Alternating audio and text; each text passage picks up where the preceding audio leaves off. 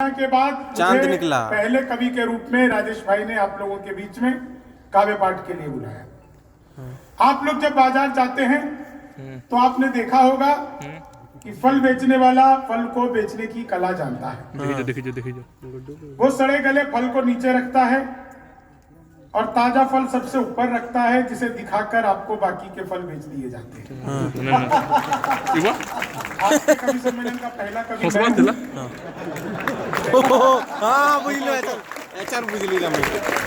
इसे दिखाकर ये मशहूर वैरायटी आपको परोस दी जाएगी। और वैसे भी देखिए, मैं तो बिहार का रहने वाला हूँ। वहाँ शराब बंद हो गई तो मैं दिल्ली रहने लगा।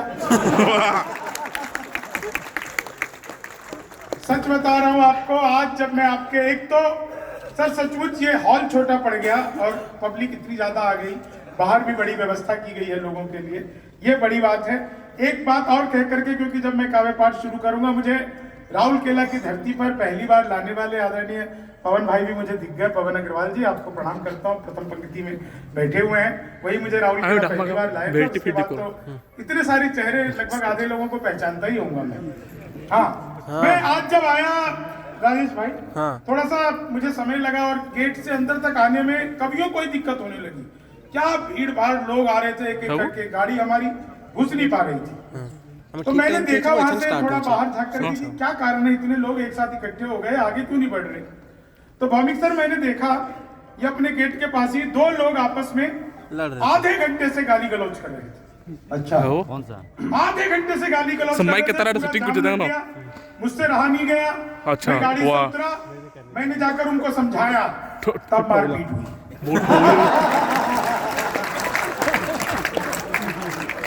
हुई।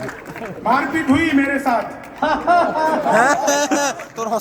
वो मुझे बुरी तरह धुलने लगे, मैंने फिर समझाया तो अच्छी तरह धुला। तो यहाँ के लोगों को ज्यादा समझाया भी नहीं जा सकता। तो बाहर कितनी अच्छी व्यवस्था आप लोगों ने कराई। मतलब अर्चना मैम, अनिल जी सुबह से ही पूछ रहे हैं कहाँ रह गए, क्या हम बिहारी लोग, हमें इतनी अच्छी की आदत ही नहीं है। आपने इतना बढ़िया राहुल केला हाउस में रुकवा दिया।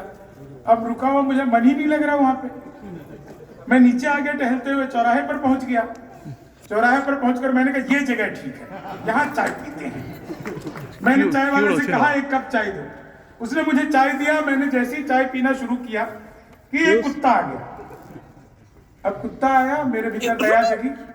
मैंने सोचा मैं तो खुद चाय पी रहा हूँ, इस कुत्ते को भी तो कुछ देना चाहिए। मैंने तुरंत ही चाय वाले से कहा एक बिस्कुट का पैकेट दो। उसने मुझे बिस्कुट का पैकेट दिया। मैंने पैकेट को खोला, एक बिस्कुट निकाला, बाकी जेब में। कितनी एक बिस्कुट निकाला और कुत्ते की तरफ फेंका। कुत्ते ने लपकते ही अलट पलट अलट पलट अलट पलट अलट पलट 1 मिनट में 12 बार पलटी मारी, नीतीश कुमार से भी ज्यादा। 12 बार पलटी मारी। मैंने तुरंत ही चाय वाले को पकड़ लिया। क्या मिला दिया तूने बिस्कुट में? मोदी है क्या? ये तो अच्छा हुआ मैंने पहले नहीं खाया, नहीं तो मैं भी पलटी मार रहा होता। तो चाय वाले ने मेरे हाथ जोड़ लिए, बोले बाबूजी मुझे मत डांटिए, बिस्कुट पतंजलि का है। आते ही कुत्ता अनुलोम विलोम कपाल भाती सूर्य नमस्कार करना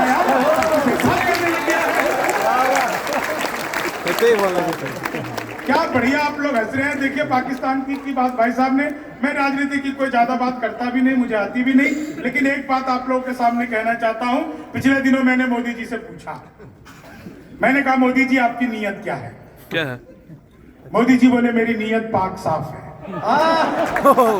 पाकिस्तान साफ, पाक साफ। क्या बढ़िया सुनते हैं यार आप लोग। वो पिछले दिनों चीते भारत आए थे तो मैंने चीते से भी पूछा, मैंने कहा तुम भारत आ रहे हो, तुम्हें आते हुए डर नहीं लगा? बोले नहीं, हम वहीं से बीजेपी ज्वाइन करके आए हैं। मैं सच बता रहा हूँ आपको, एक आदमी मिला, बोला यार ये मोदी जब से आया देश 500 साल पीछे चला गया। मैंने कहा योगी को आने दे, त्रेता युग में ले जाएगा। जय बीजेपी। मैंने तो एक बार भौमिक सर अपनी सगी पत्नी से पूछा, सगी पत्नी से पूछा, मैंने कहा क्या मैं तुम्हारे सपनों में आता हूँ? नहीं। बोली नहीं, मैं हनुमान चालीसा पढ़कर सोती हूँ। भूत पिशाच निकट नहीं आवे। महावीर जब नाम सुनावे। अच्छा, हंसी तो आप सबके एक लाइन में आप सबके चेहरे पर आ जाएगी। इसे कैमरा एक स्टैंड पत्नी का बोली, ऊपर टिक आज खाना मैं बनाऊंगी। आज मैंने कहा धन्य हो गए, जो सबसे अच्छा आता है बना ले, मुंह बना कर आ गई। क्या हंसूच हो। लेकिन उसने बनाई पनीर की सब्जी, मैंने उसमें पनीर ढूंढा। मैंने कहा भाग्यवान, ये कौन सा पनीर है? बोली खोया पनीर। मेरा एक आंसू टपका उसी में गिरा। मैंने कहा ये रोया पनीर हो गया है। एक तो बहुत अच्छा लग रहा है, महिलाएं भी हंस रही हैं। कानवे घर पर भी ऐसी रहा करो। तुम्हारी जब विवाह हो सच बता रहा हूं, महिलाओं को खुश करना दुनिया का सबसे मुश्किल काम है। आप 1000 तरीके अपना लो, आप महिलाओं को खुश कर ही नहीं सकते। हम पुरुष महिला को देखते ही खुश हो जाते हैं।